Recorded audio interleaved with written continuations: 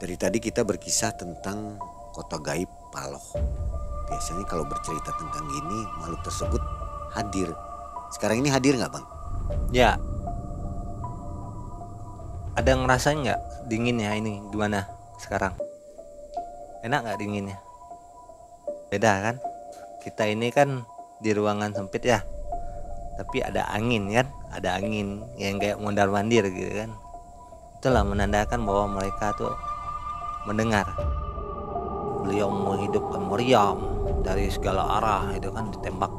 Kuntilanak tersebut kalah. Itu banyak sekali. Bisa dibilang ratusan ribu.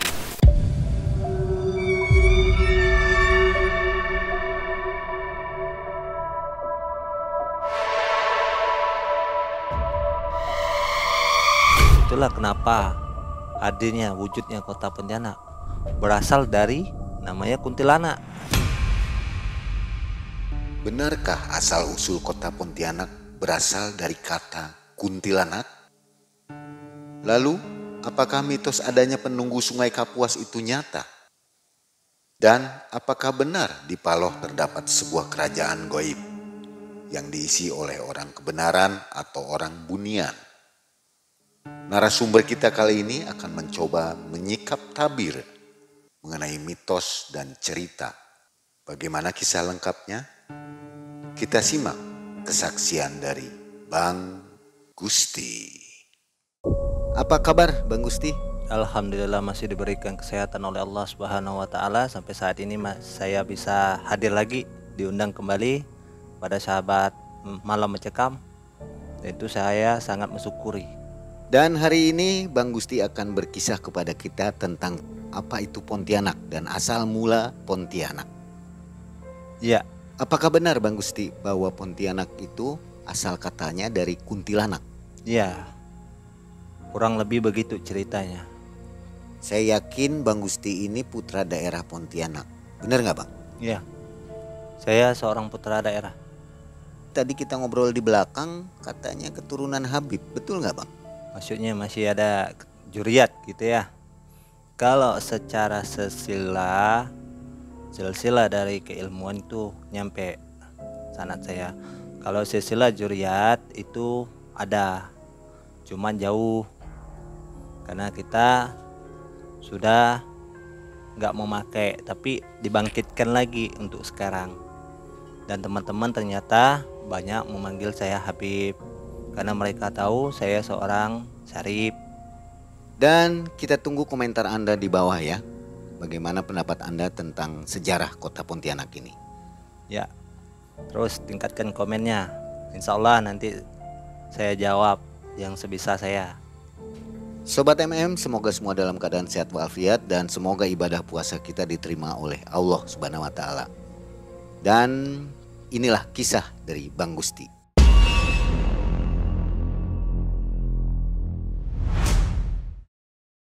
Jadi waktu itu pada tahun 2017 saya pergi ke sebuah kota yang bernama Sambas. Kabupaten lah, masih daerah Kalebar. Ketika waktu itu saya nyantai di keraton di Sambas. Tepatnya di Simpang 3. Pada hari itu hari Jumat. Dan itu saya masih belum terlalu mendalam. Ketika azan dah sholat Jumat, ketika udah mulai masuk, saya disamparin sama seorang kakek-kakek. Seorang kakek-kakek itu melintas terus negur.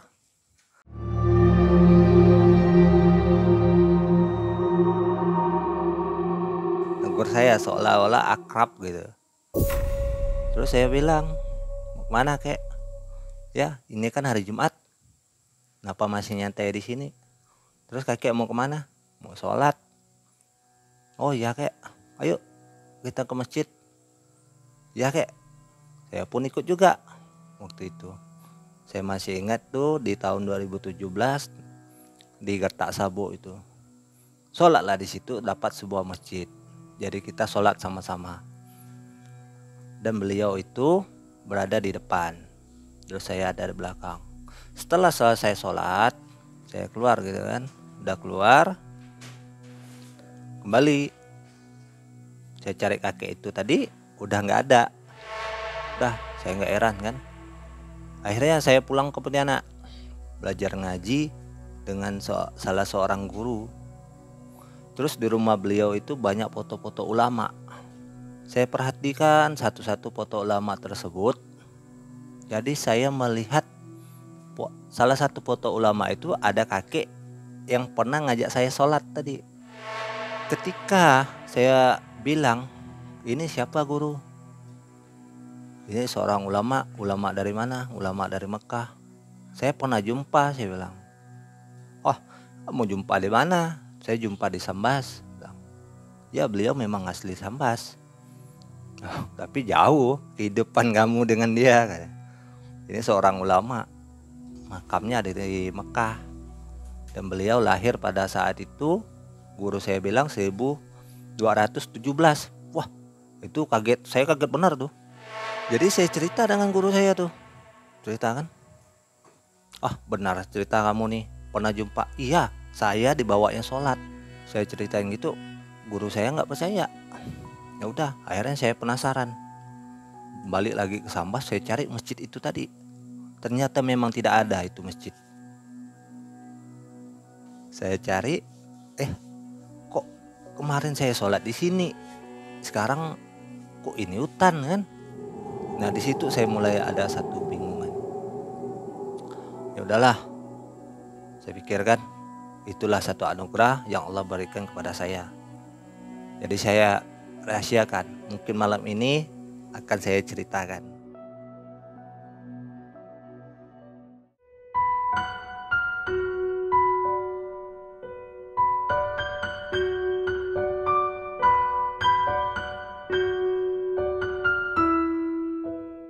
Pulang Pontianak, kita berziarah, suka berziarah ke Batu Layang.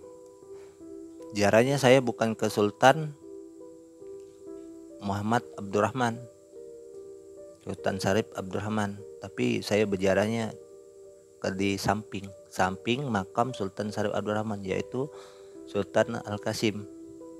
Nah, di situ rohani saya dibimbing sama beliau, dan beliau pun sempat berkata, kan, kuatkan hatimu, kuatkan imanmu dengan benteng-bentengnya.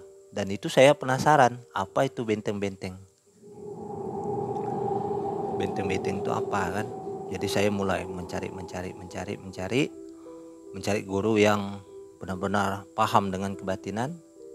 Akhirnya tidak ada jumpa itu kan, waktu itu belum ada jumpa.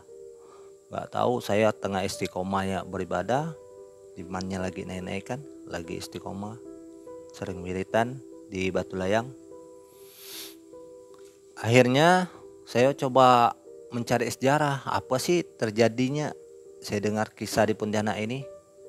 Ternyata Sultan Syarif Abdurrahman Al-Qadri Pontianak ini orang tuanya bernama Sayyid Al-Habib Husin yang bermakam di Mempawah. Beliau asalnya di Yaman.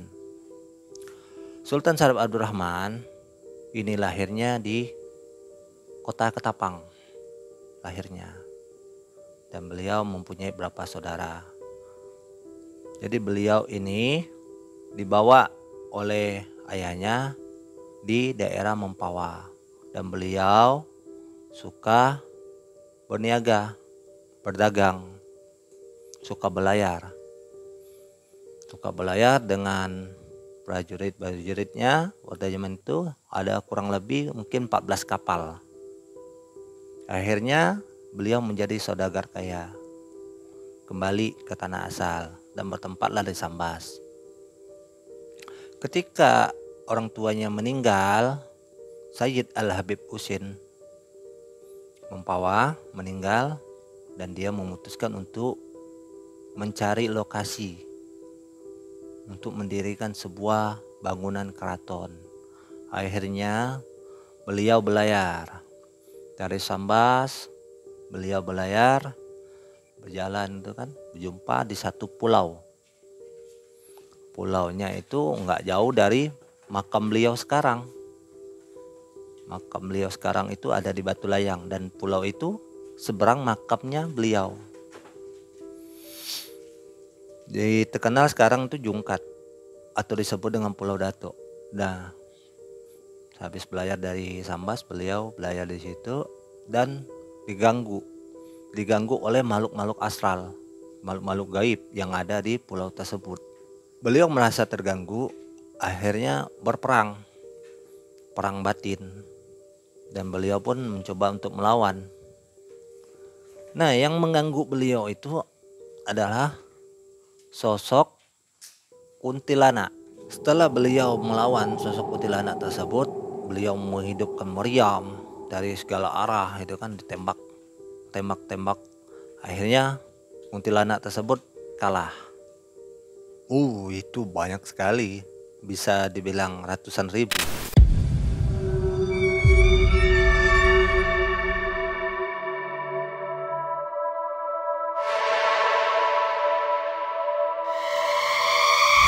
Iya, populasi.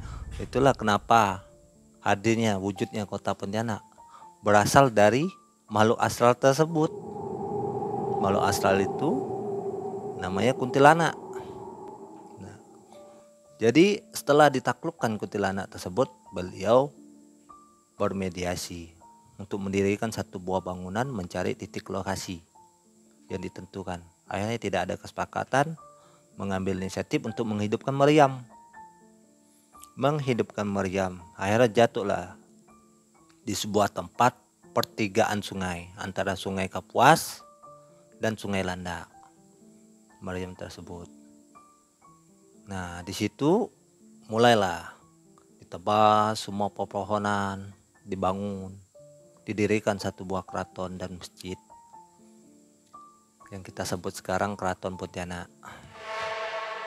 Kuntilanak ini kalau untuk sekarang, kalau dulunya saya nggak tahu ya.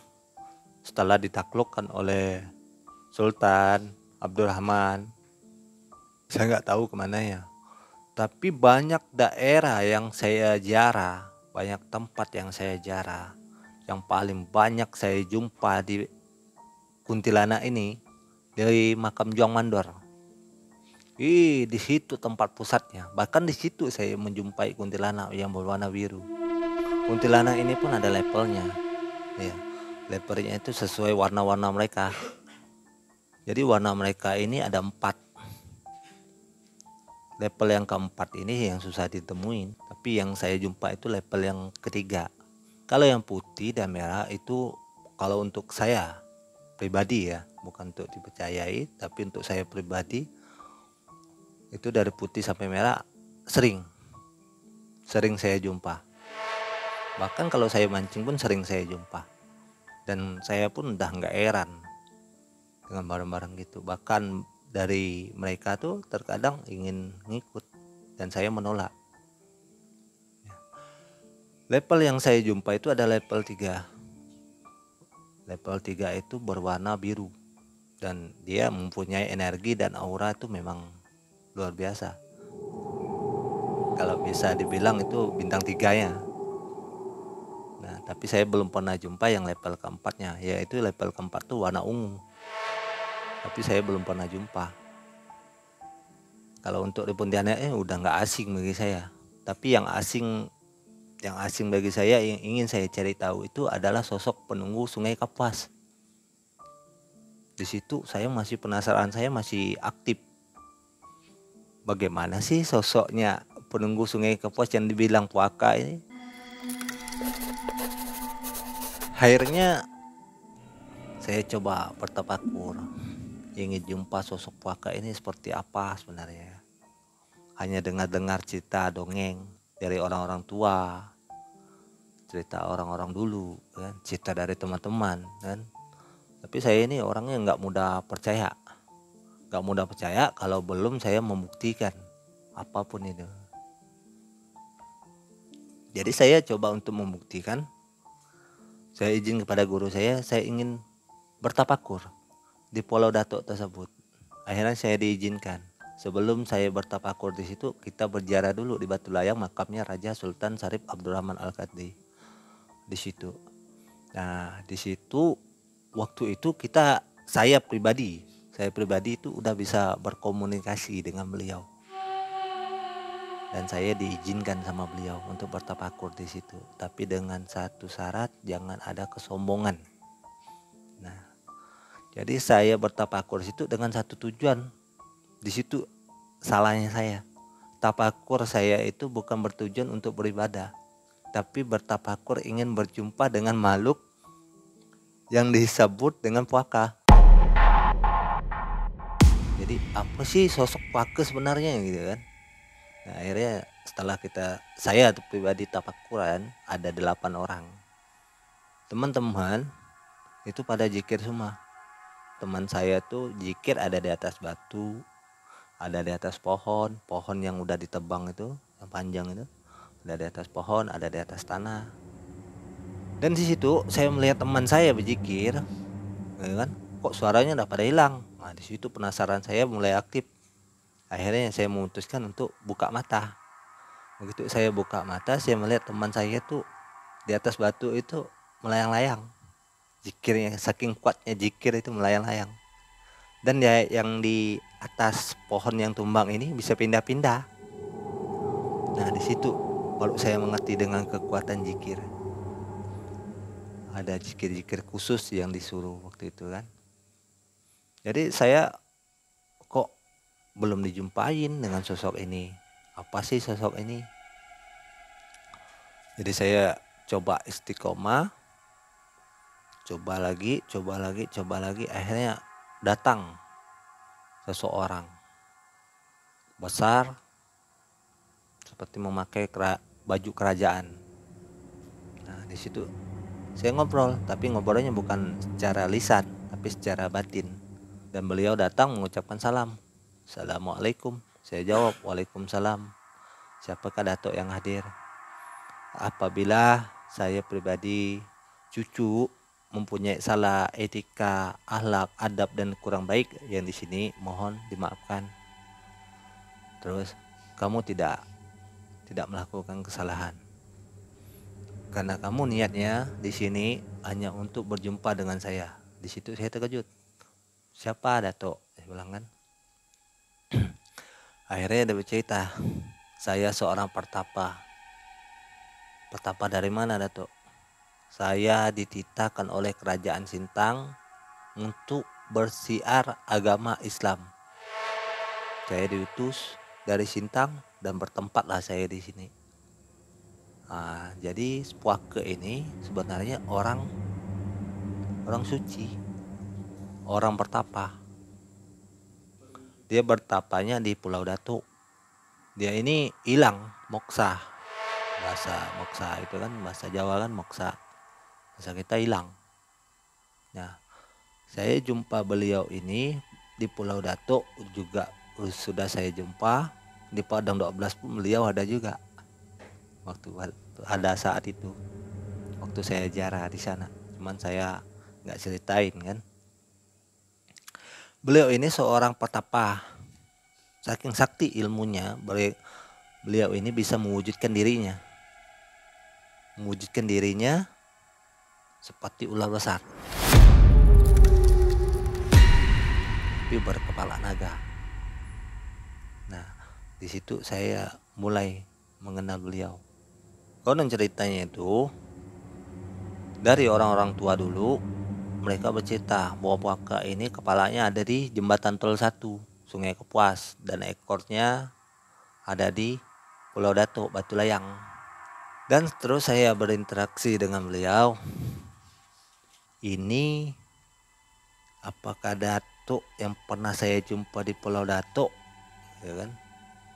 Ya, inilah saya. Kalau kamu mau lihat, inilah perwujudan saya. Subhanallah. Luar biasa kekuasaanmu ya Allah, saya bilang. Di situ saya kenal beliau. Beliau itu mewujudkan diri ini dengan perwujudannya.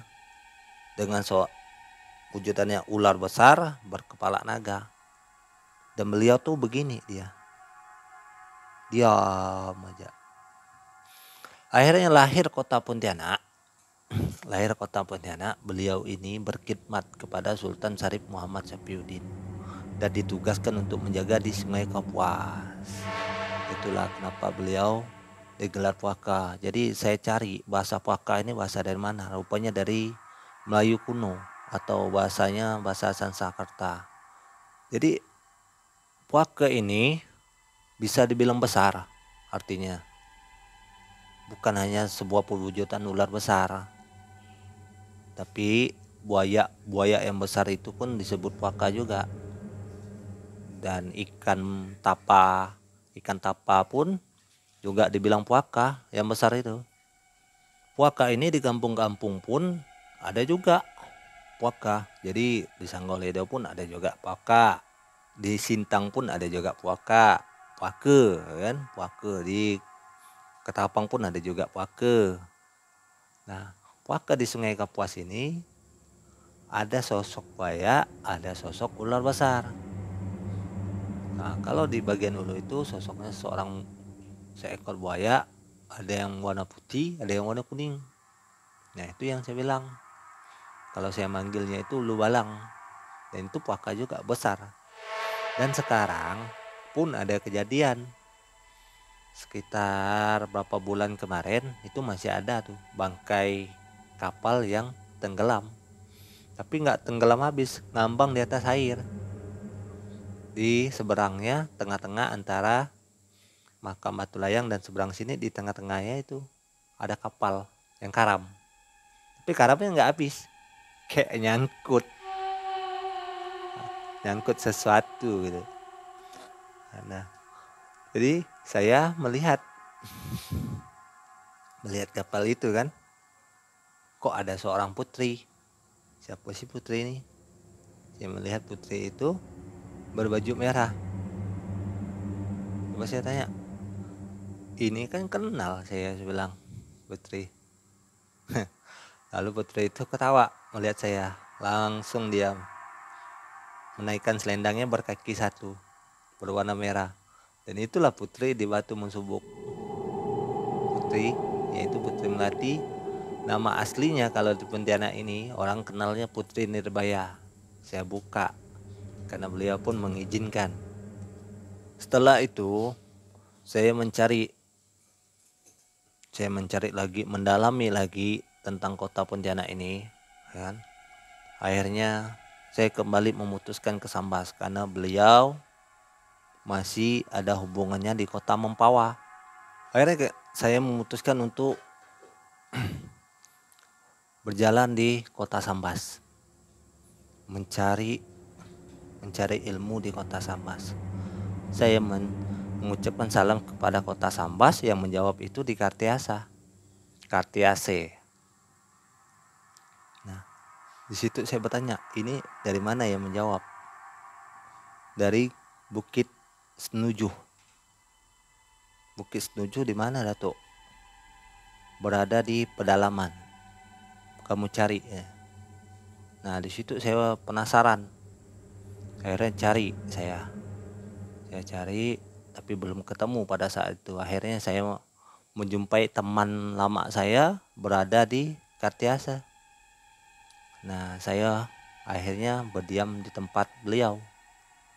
Setelah itu saya penasaran itu di Bukit Sabo itu, apakah betul dulu itu yang saya sholat itu masjid gaib, gitu kan. Akhirnya saya cari informasi. Ternyata kakek yang pernah membawa saya sholat di situ seorang ulama dari Sambas. Dan mengajar di Mekah, bertariko Naksabandia.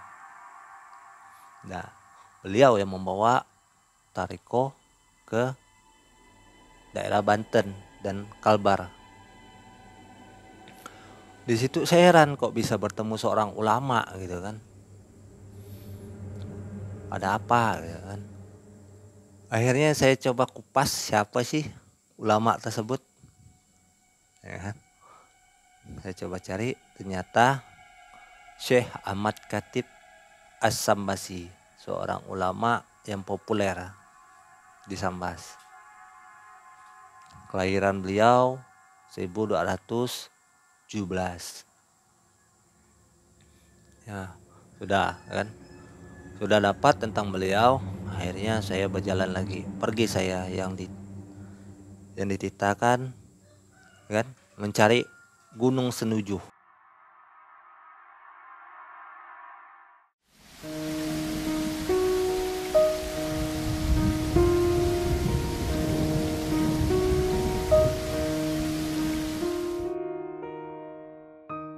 Akhirnya saya cari informasi tentang Gunung Senuju. Gunung Setuju ini berada di Jangkung, satu buah pulau di pedalaman Sambas. Dan di situ saya melihat banyak makhluk-makhluk gaib. Tapi mereka orang-orang Muslim semua. Gunung Setuju. Dan terkenal di situ Nek Riuh. Di situ terkenalnya Nek Riuh.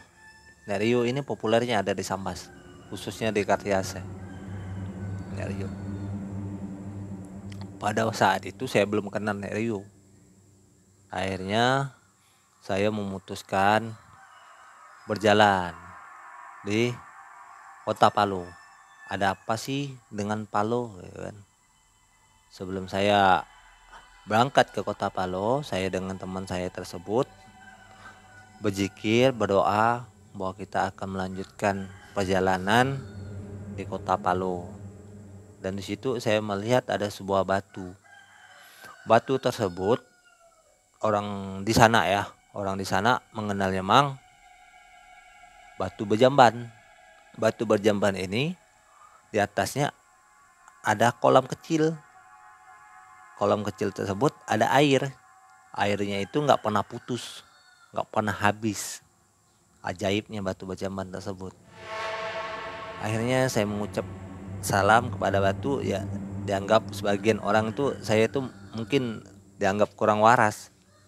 Tapi teman saya ini udah nggak asing dengan saya itu kan, karena beliau tahu dengan saya mengucapkan salam dan saya disambut sama seorang putri di situ.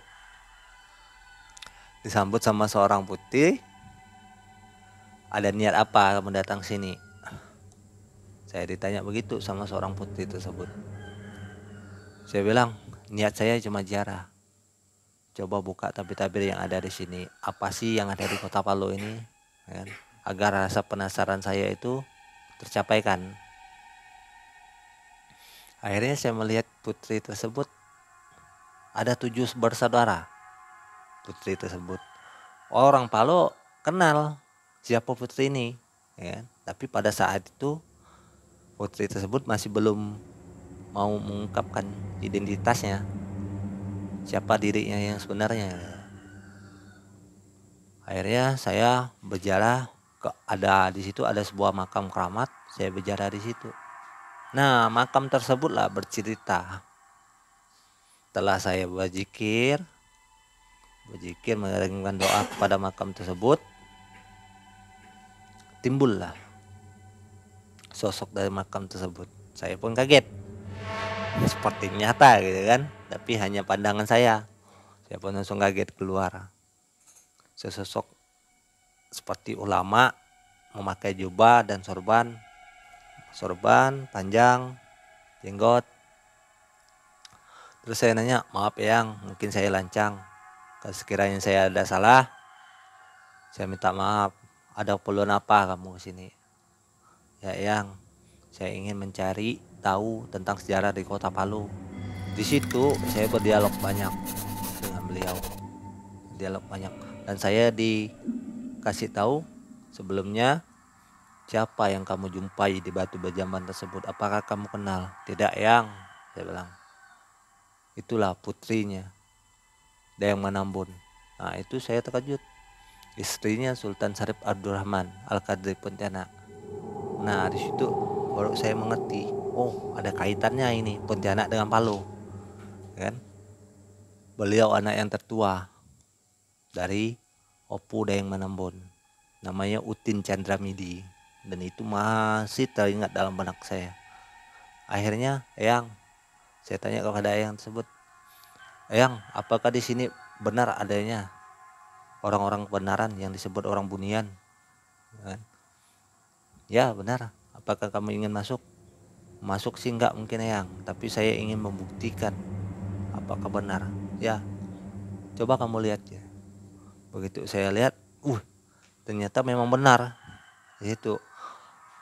Jadi saya tanya di Palu ini, kenapa ini seperti manusia yang. Jadi ceritanya dulu Palu itu ada kehidupan, sebuah perkampungan. Palu itu seperti kita manusia biasa, seperti manusia biasa layaknya. Tapi alis mereka bertemu, ada yang bertemu, ada yang enggak gitu kan. Yang enggak ini yang baru-baru, seperti anaknya Sultan Muhammad Syafiuddin, Sultan Sambas. Itu kan menghilang juga, menghilangnya dijadikan raja di alam gaib. Pas saya melihat di Palu itu memang kerajaan besar, sebuah kampung yang hilang. Dan mereka itu kehidupannya seperti kita manusia biasa, layaknya di Padang 12 sama. Nah, di situ saya mencari tahu siapa sih sosok seorang raja di Palu. Karena raja mereka yang dulunya sudah meninggal, akhirnya mereka mencari raja baru. Jadi raja baru ini berasal dari Sambas, anaknya Sultan Muhammad Syafiuddin. Beliau ini suka berburu. Akhirnya berburu. Beliau berburu di kota Palu. Mendapat buruannya berupa burung. Akhirnya beliau pulang. Setelah pulang beliau mendapatkan sakit. Akhirnya beliau wafat, meninggal. Layaknya dikuburkan manusia biasa, layaknya dimakamkan manusia biasa.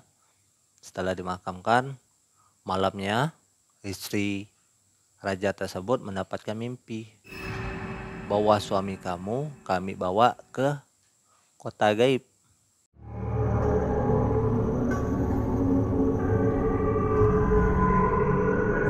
Kami jadikan raja, gitu Mang. Jadi yang dikuburkan, yang dimakamkan itu siapa?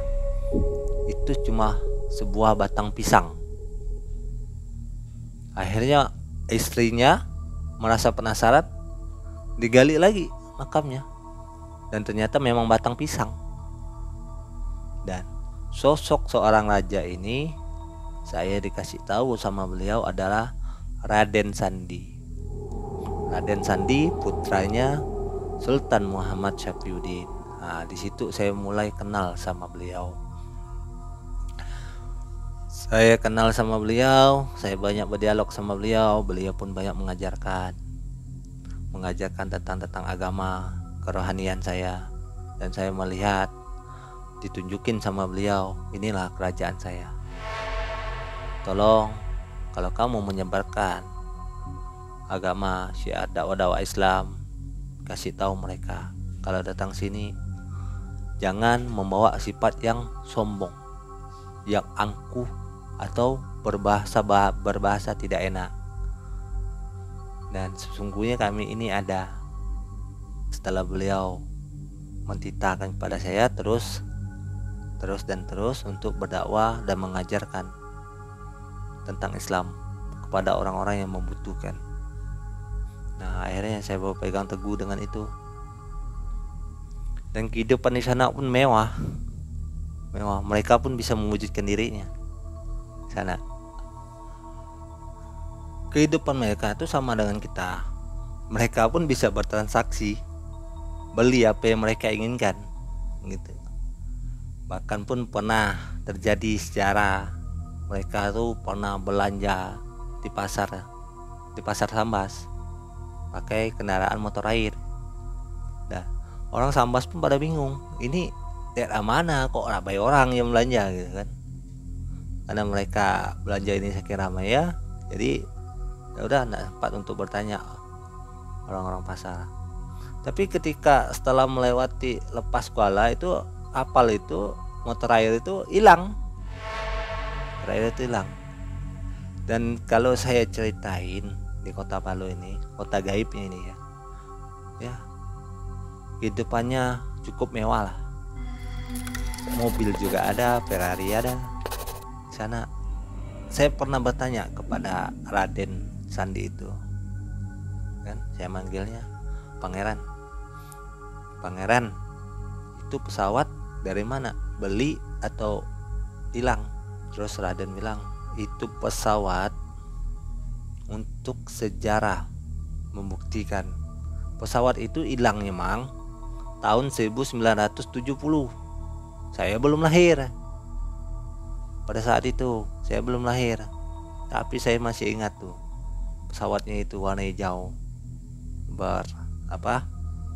coklat-coklatan gitu kan, hijau-hijauan, seperti pesawat kita tentara gitu. Di situ pesawat itu tuh bahkan penghuni dalam pesawat situ pun berhidupan di dalam alam gaibnya di Kota Palu.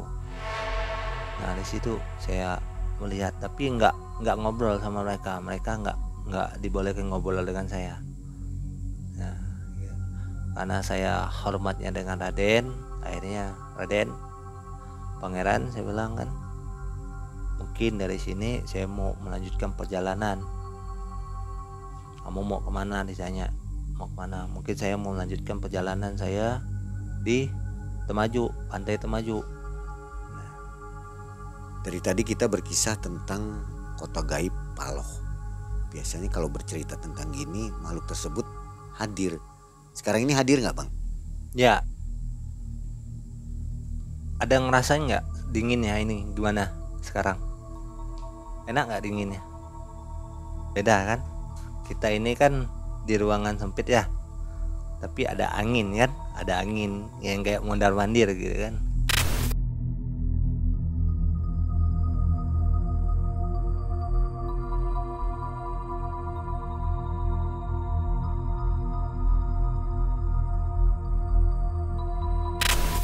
Itulah menandakan bahwa mereka tuh mendengar. Banyak nggak suara-suara yang aneh tadi? Itu nandain mereka bahwa tadi kan sebelum saya untuk bercerita, saya mengirimkan doa dan izin, dan alhamdulillah saya diizinkan untuk bercerita. Tujuannya bukan berarti saya untuk sombong, ria dan sebagainya, tapi tujuannya untuk mengedukasi, tidak ada bermaksud untuk pamer. Kira-kira di kota gaib itu atau di dunia gaib itu lebarannya ada nggak? Mirip nggak dengan kita? Mungkin ada mudik, ada THR-nya, apa bagaimana? Ya, sama. Kalau di bulan Ramadan gini pun mereka itu ibadah juga. Mereka puasa, mereka sholat, tadarusan, selawatan sana. Tadi pun saya sempat berkomunikasi sebentar kan, kalau mau bercerita jangan di awal karena kami semua sedang ibadah. Kalau kamu menyebut nama kami merasa terpanggil. Nah di situ saya memutuskan kalau syutingnya di malam aja. Mereka biasanya kalau lebaran gini mereka pun belanja juga. Mereka muncul secara fisik, mereka muncul secara fisik, mereka mewujudkan diri mereka seperti manusia biasa, layaknya orang biasa. Nggak ada yang aneh-aneh, nggak ada. Nah di situ kalau mereka bangsa-bangsa ini sebenarnya tidak mengganggu, tidak mengacau dan sebagainya. Tapi kalau ada orang yang sombong, takabur, iya, dan berbicara kasar di tempat-tempat yang disakralkan gitu, nah hati-hati aja pesan saya. Setelah itu saya berdialog kepada putri tersebut, Putri Utin Chandramidi. Dan Putri Utin Chandramidi ini berpesan pada saya. Beliau berpesan, kalau kamu sekiranya berjalan kemanapun kamu berada dan melihat satu buah bentuk binatang yang berupa belalang yang berwarna coklat, ya, seperti kayu, yang kurus panjang. Nah, kalau kamu jumpa belalang tersebut, jangan kamu bunuh, tapi ajak dia ngobrol. Nah, di situ saya merasa kurang waras.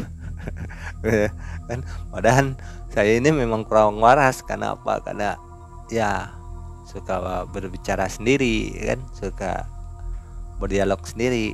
Maka saya bilang dengan teman-teman, apa sih enaknya bisa bicara dengan gaib? Kalau bisa jangan, saya bilang. Kenapa? Karena baru bisa bicara dengan gaib itu musibah. Kenapa musibah? Takut mental kita nggak kuat, akhirnya kita stres. Terus setelah dari Palo kita memutuskan untuk berjalan di Pantai Temajuk. Saya langsung ke Pantai Temajuk dengan sahabat saya itu kan. Sahabat saya itu namanya Sarip Mulyadi. Nah, Sarip Mulyadi ini dia kurang peka, tapi bisa merasakan bahwa energi-energi gaib itu ada. Setelah kita sampai di Temajuk, saya coba istirahat. Gitu nyampe saya capek, saya coba istirahat. Begitu saya terlelap sebentar, tertidur sebentar, kayak ada sesuatu yang datang kepada saya membisikkan, kamu sudah ditunggu di tepi pantai. Ada apa? Akhirnya saya terbangun. Setelah terbangun, saya langsung ngambil wudhu dan saya pergi ke pantai. Duduk saya, lalu saya melihat sesosok puaka tersebut. Ular besar yang melingkar-lingkar sepanjang pasir Pantai Temajuk. Jadi saya kaget, kok badannya aja yang nampak kan, kemana palanya. Jadi setelah saya mengucapkan salam, beliau pun langsung menghampiri saya. Gitu beliau menghampiri saya melihat beliau ular berkepala 3. Di tengahnya ada mahkota dan cahaya-cahaya mustika gitu.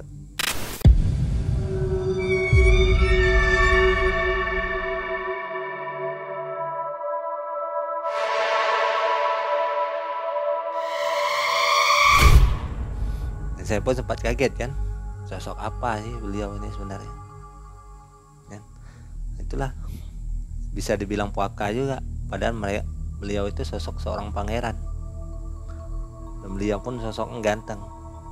Dan sekarang, kalau dulu nama beliau itu Pangeran Damar Wulan, sekarang terkenal dengan Pantai Temajuk itu Damar Wulan.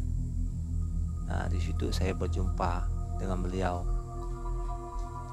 Akhirnya kita berdialog, tolong sampaikan kepada sahabat kamu untuk mendalamkan lagi tentang agamanya, yaitu agama Islam. Jadi akhirnya kita tidur dan sahabat saya Sarip Mulyadi mendapatkan mimpi didatangi sosok ular tersebut, ular berkepala 3, dan dia mengasih sesuatu kepada Sarip Mulyadi tersebut. Nah, diceritakan oleh Sarip Mulyadi itu, saya dikasih sama sesosok ular berkepala 3. Apa yang dia kasih? Saya tanyakan. Sebuah tasbih. Nah, beruntunglah kamu kalau kamu kasih di sebuah tasbih, berarti itu simbol. Apa simbolnya? Untuk selalu mendekatkan diri kepada Allah. Ketika kamu melihat tasbih tersebut, saya bilang, berarti kamu mengingat sosok itu tadi, berarti kamu mengingat Allah. Karena amanah beliau berpesan dengan saya bilang, tolong nasihatkan kamu untuk belajar Islam lebih baik, karena kamu masih keturunan Habib, saya bilang. Sobat itulah kisah tentang Pontianak, sudah dikisahkan tadi oleh Bang Gusti ya. Itu sejarahnya, jadi asalnya dari Kuntilanak menjadi Pontianak. Dan kisah ini adalah kisah yang betul-betul nyata karena diceritakan oleh orang yang kredibel, itu Bang Gusti. Bang Gusti, mungkin ada pesan yang ingin disampaikan kepada penonton Ya, untuk sahabat-sahabat dimanapun kalian berada, apabila kalian mengunjungi suatu tempat, janganlah ada sifat-sifat yang seperti sombong, takabur, dan sebagainya. Tapi beradablah yang baik, berakhlak yang lebih baik. Bagaimana caranya? Yaitu sebelum kita menyampai satu tujuan, mengucapkanlah salam, karena sungguhnya mereka pun ada mau itu dari bangsa kita yang menghilang, mau itu makam-makam keramat para wali, mau itu bangsa-bangsa jin, mereka ada. Kalau kita mengucapkan salam, tidak ada bagi mereka untuk mengganggu kita, karena kita sudah memberi penghormatan kepada mereka. Oke, kita akan jumpa lagi di lain kesempatan. Terima kasih sudah menonton sampai akhir. Mang Ai dari Pontianak, Kalimantan Barat undur diri. Assalamualaikum warahmatullahi wabarakatuh. Waalaikumsalam warahmatullahi wabarakatuh.